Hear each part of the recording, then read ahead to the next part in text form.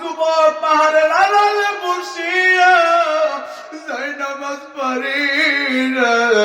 যুবকটা দেখুন আমার আল্লাহর কুদরতি পায়। আল্লাহু আকবার বলো, আর জোরে আল্লাহু আকবার বলো। যুবক কুদরতি পায়ে সিজদা লাগায়া, কুদরতি পায়ে সিজদা লাগাইয়া যুবক আমার আল্লাহর মায়ার পা কুদরতি পা জড়াইয়া ধরিয়া কান্না শুরু করলেন, রে মালিক আল্লাহ গো, আমি বড় ভুল করেছি রে মালিক। আমি জানি নেই এত বড় গুনাহ শয়তানের পামে পড়ে আমার হয়ে যাবে রে আল্লাহ। আল্লাহ গো, আপনার কাছে তওবা চাই নামাজের মাধ্যম দিয়া, আপনি আমারে মাফ। বিবেচনা করে দেখলাম, ভাবনা চিন্তা করে দেখলাম, এই অন্যায় অত্যাচার অশ্লীল কাজ হওয়া একমাত্র কারণ হলো আমার দেশে বেনামাজি বেশি। ঠিক কিনা? এই বেনামাজি হওয়ার কারণে মানুষের এই অবস্থা। কারণ আল্লাহ রাব্বুল আলামিন কোরআনে কারীমের ভিতরে বলেন, ইন্নাস সালাতা তানহা আনিল ফাহশাই ওয়াল মুনকার ওয়া লা যিকরুল্লাহি আকবার। বান্দারে শুনো, না অবশ্যই নামাজ অশ্লীল এবং বেহায়াপনা কাজ থেকে দূরে রাখে। অবশ্যই নামাজ অশ্লীল এবং বেহায়াপনা কাজ থেকে দূরে রাখে। যে ব্যক্তি নামাজ পড়ে সে কখনো অশ্লীল ভাবে কোনো কাজ করতে পারে না। এখন হয়তো বলতে পারেন হুজুর, কিন্তু আপনি বলতেছেন নামাজ অশ্লীল এবং বেহায়াপনা কাজ থেকে দূরে রাখে। হুজুর, আমরা তো মাঝে মাঝে দেখি আমাদের দেশের মধ্যে অনেক হাজী সাহেব আছে, নামাজ পড়ে সুদ খায়, নামাজ পড়ে ঘুষ খায়, নামাজ পড়ে মিথ্যা বলে, নামাজ পড়ে অন্যায় করে, নামাজ পড়ে মানুষের জুলুম করে। তাহলে সে নামাজ পড়লো কিন্তু অন্যায়ের মধ্যে ডুবে থাকলো, তাহলে কেমন হয়ে গেল না? কতক্ষণ ঠিক কিনা? যেই হাজী সাহেব অথবা যেই মুরব্বী অথবা যেই মানুষ দেখবেন নামাজ পড়ে সুদ খায়, নামাজ পড়ে ঘুষ খায়, নামাজ পড়ে মিথ্যা বলে, নামাজ পড়ে অন্যায় অশ্লীল কাজ করে, একটু ভালো করে একটু খেয়াল করে দেখবেন ওই মানুষটার মধ্যে মূলত নামাজ সঠিক হচ্ছে না। সহি তরিকায় মূলত নামাজ হচ্ছে। যেমন আমার শায়েখ আল্লামা মুতালিবুর রহমান সাইফি হুজুরের সাথে আমি একটা প্রোগ্রামে গিয়েছিলাম। তো মাগরিবের নামাজ পড়া অবস্থায় দেখলাম পাশেই একটা মানুষ মাগরিবের নামাজ পড়ার জন্য রুকু দিয়ে আছে, মানে পড়তেছে, সুন্নাত পড়ার সময় রুকু দিয়ে আছে। এখন রুকু দেওয়া অবস্থায় সেই ব্যক্তি মাথাটা এইভাবে ঘুরায় রাখছে। আচ্ছা, রুকু কি সোজা হবে নাকি এরকম ভাবে ঘুরায় রাখবে? সোজা হবে না। প্রায় 2-3 মিনিট মাথাটা এরকম বেঁকায়া রাখছে। আমি চিন্তা করলাম, নামাজের রুকু দিচ্ছে ঠিকই, কিন্তু এত এরকম ভাবে বেঁকা হয়ে আছে, ঘাটটা ওই দিকে কেন? তা আমি আবার বললাম, এ ভাই, আমার দূরে একটা ধমক যাই, আবার থামেন, আমার কথা বলেন না। আমি বললাম, কেন? বলে, আজ থেকে 3 দিন হইল আমি মসজিদে নতুন নতুন জুতা কিনে আমি মসজিদে আসি, কিন্তু 3টা দিনই আমার জুতা হারায় গেছে। এই জন্য আমি আজকে নিয়ত করছি নামাজের মধ্যে দেখবো আমার জুতাটা মারে কেনা, জুতা চুরি করে কেনা। নামাজের মধ্যে যদি চোর ধরার মতো ফিকির আমাদের মুসলমানদের মধ্যে থাকে, ওই মুসলমান নামাজ তো পড়বেই, সুদ খাইতে দ্বিধাবোধ করবে না। নিশ্চয়ই ইন্নাস সালাতা তানহা আনিল ফাহশাই ওয়াল মুনকার ওয়া লা যিকরুল্লাহি আকবার, অবশ্যই অবশ্যই নামাজ অশ্লীল এবং বেহায়াপনা কাজ থেকে দূরে রাখে। কিন্তু কোন নামাজ, যেই নামাজ সঠিক করে পড়া হয়, যেই নামাজ অন্তর দিয়ে মুহাব্বত দিয়ে পড়তে হয়, এই নামাজ পড়লেই আল্লাহ এই দুনিয়ার মধ্যে অশ্লীল এবং বেহায়াপনা কাজ থেকে দূরে রাখবে, ঠিক না? কিন্তু আমাদের নামাজের মধ্যে ভেজাল, এই জন্যই আমার কাজের মধ্যে ভেজাল, ঠিক কিনা কোন? এই জন্য আমরা নামাজও পড়ি, মিথ্যা বলতেও আমাদের দ্বিধাবোধ হয় না। বাবাজি, ওই নামাজ পড়িয়া কোনদিন অশ্লীল এবং বেহায়াপনা কাজ থেকে দূরে থাকা সম্ভব না। মুকুঞ্চুসতি নামাজে পাঞ্জি গানা ফাওয়াইলুল মুসাল্লিন আল্লাযী, আমার এই জন্য নামাজ ঠিক করতে হবে, নামাজকে সঠিক করতে হবে। যদি নামাজটা সঠিক করতে পারি, নামাজটা যদি সুন্দর করতে পারে, ওই নামাজের মাধ্যম দিয়ে সুন্দর কাজ করা যাবে।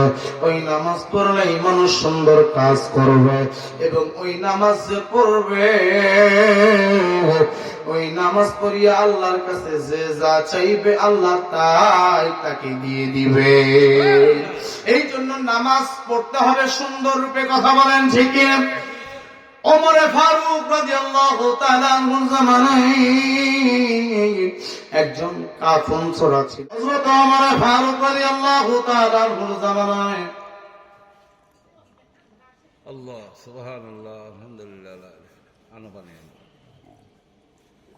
আল্লাহ, হযরত ওমর ফারুক রাদিয়াল্লাহু তাআলা আনহুর জামানায় একজন কাফন চোরা, তিনি প্রত্যেকটা দিন মানুষের কবর থেকে কাফন চুরি করত, এবং এই কাফন চুরি করে সেটা দোকানে বিক্রি করে সে জীবিকা নির্বাহ করত।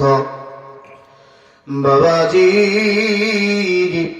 এই কাফন চোরা একদিন কাফন চুরি করতে গিয়েছে। কাফন চুরি করতে যাইয়া দেখে যুবতী একটা মহিলার লাশ, এত সুন্দর চেহারা, এত সুন্দর ফুটফুটে চেহারা। ওই মেয়েটা লাশের সাথে লোভ সামলাইতে না পারিয়া জেনা করে ফেলল। জেনা করে ফেলে যখন উঠে যাবে, যখন উঠে যাবে, এই সময় যুবতীর লাশ হাতটা টান দিয়ে দড়িয়ে ডাক দিয়ে বলে, রে যুবক, এতগুলো মানুষের সামনে আমার জেনা করলো রে যুবক। এ যুবক, জানো আমি দুনিয়ায় থাকতে আমি কাউরে আমার কানে আঙ্গুল পর্যন্ত দেখাই নাই। রে যুবক, কবরে আসিয়া তুমি আমার এইভাবে নষ্ট করলা। এইবার যুবকটা ডাক দেয়া বলে, রে বোন, এখানে তো শুধু আমি তোমার সাথে জেনা করছি, কেউ তো দেখে নাই। বলে, তুমি জীবিত আমি মৃত, তুমি তো জানো না যতগুলো লাশ এখানে শুয়ে আছে, প্রত্যেকটা মাইয়া উঠিয়া আমার সাথে তুমি নষ্টামি করতেছো, দাঁড়ায় দাঁড়ায় দেখতেছে। এই কাজটা তুমি কেন করলে রে যুবক? যুবকের মনের মধ্যে কঠিন একটা ধাক্কা লেগে গেল। যুবক তো দৌড়াইয়া যায় ওমর ফারুক রাদিয়াল্লাহু তাআলা আনহু দরবারে, রে ওমর, আমি বড় ভুল করে ফেলেছি, আমি একজন যুবকের লাশের সাথে জিনা করে ফেলেছি। ওমর ফারুক রাগান্বিত হইয়া বললেন, তোমার আর কোনো ক্ষমা হবে না, এত বড় ভুল তুমি করেছো যুবক। যুবক কান্না করে। ওমর ফারুক নিজে যুবকের কলারটা ধরিয়া আমার নবী করিম সাল্লাল্লাহু আলাইহি সাল্লামের দরবারে নিয়ে গেলেন। নবী কবি, যুবক এমন একটা কাজ করেছে গো নবী, এই যুবক একটা যুবতীর লাশের সাথে জিনা করে ফেলেছে। আমার নবী ডাক দিয়ে বলে, রে ওমর, আমি জানি না এই যুবককে আমার আল্লাহ মাফ করবে কিনা জানি না। এই কথা বলিয়াই আমার নবী মুখখানা ঘুরিয়া ফেললেন। যুবক মনের দুঃখ লইয়া যুবক হাঁটি হাঁটি পা পা করে রওনা দিলেন, চক্ষুটা মুছতে মুছতে। আর পিছনের দিকে তাকায়, দেখি তো আমার নবী আমার পিছুতেই ডাকে কিনা। এই চিন্তা করিয়া পিছে তাকায়, কিন্তু নবী তো ডাক দেয় না, নবীর কাছে কোনো ওহীও আসে না। যখন পাহাড়ের আড়াল হইয়া গেল, যুবক পাহাড়ের আড়ালে বসিয়া যাই নামাজ পড়ি। যুবকটা যখন আমার আল্লাহর কুদরতি পায়, আল্লাহু আকবার বলো, আর জোরে আল্লাহু আকবার বলো। যুবক কুদরতি পায়ে সিজদা লাগায়া, কুদরতি পায়ে সিজদা লাগাইয়া যুবক আমার আল্লাহর মায়ার পা কুদরতি পা জড়াইয়া ধরিয়া কান্না শুরু করলেন, রে মালিক আল্লাহ গো, আমি বড় ভুল করেছি রে মালিক। আমি জানি নেই এত বড় গুনাহ শয়তানের পামে পড়ে আমার হয়ে যাবে রে আল্লাহ। আল্লাহ গো, আপনার কাছে তওবা চাই নামাজের মাধ্যম দিয়া, আপনি আমারে মাফ করিয়া দেন। একটু পরে আমার নবী ডাক দিয়া বলে, কোথায় ওই যুবককে নিয়ে আসো। ওই যুবককে নিয়ে আসা হইল। আমার নবী ডাক দিয়া বললেন, রে যুবক, তুমি পাহাড়ের আড়াল হইয়া যে নামাজে দাঁড়াইছো, আমার আল্লাহর কাছে তোমার চোখের পানি ভালো লাগেছে। আল্লাহু আকবার। রে যুবক, তোমার চোখের পানি আমার আল্লাহ ফিরে দেয় নাই রে যুবক, আমার আল্লাহর কাছে ভালো লেগেছে, আমার আল্লাহ সঙ্গে সঙ্গে তোমার মাফ করে দিয়েছে। এই জন্য নামাজ যদি সুন্দর রূপে পড়তে পারি, আল্লাহর কাছে যা চাইবেন তাই পেয়ে যাবেন রে বাবা। ও ভাইরা ভাইরা, ও আমার কলিজার টুকরা ভাইরা, এই জন্য সুন্দর রূপে নামাজ পড়ার দরকার আছে না নাই? আরো জোরে বলেন, আছে না নাই? বাবজি, এবং নামাজ দ্বিতীয় নাম্বার ফায়দা দিবে হল কাল কিয়ামতের দিন। সুবহানাল্লাহ। কাল কিয়ামতের দিন নামাজের আমাদেরকে সুন্দর একটা ফায়দা দিবে। এই ফায়দাটা হলো কাল কিয়ামতের দিন মিফতাহুল জান্নাতিস সালাহ, নামাজ আমাদের বেহেশতের চাবি হইয়া যাইবে। মনে করেন এই ঘরের মধ্যে সোনা আছে, দানা আছে, সব কিছু আছে। এই ঘরের মধ্যে ঢুকবো, ঢুকলেই আমি সোনা দানা সবকিছু পাইব, নাজ নিয়ামত পাইব, কিন্তু ঘরের মধ্যে ঢোকার মতো চাবি নাই। এই ঘরের মধ্যে কিন্তু জীবন গেলেও ঢুকতে পারবো না। বাবাজি, যদি আমাদের কাছে চাবি না থাকে, সেই নাজ নিয়ামত আমরা নিতে পারবো না। এমনি ভাবে চাবি দরকার। ঘরের মধ্যে যেমন ঢুকতে গেলে জান্নাতের গেটের সামনে দাঁড়াইয়া থাকবি, অন্যান্য সমস্ত আমল আছে, যদি নামাজ না থাকে জান্নাতের চাবি পাইবে না। এর নবীর উম্মতের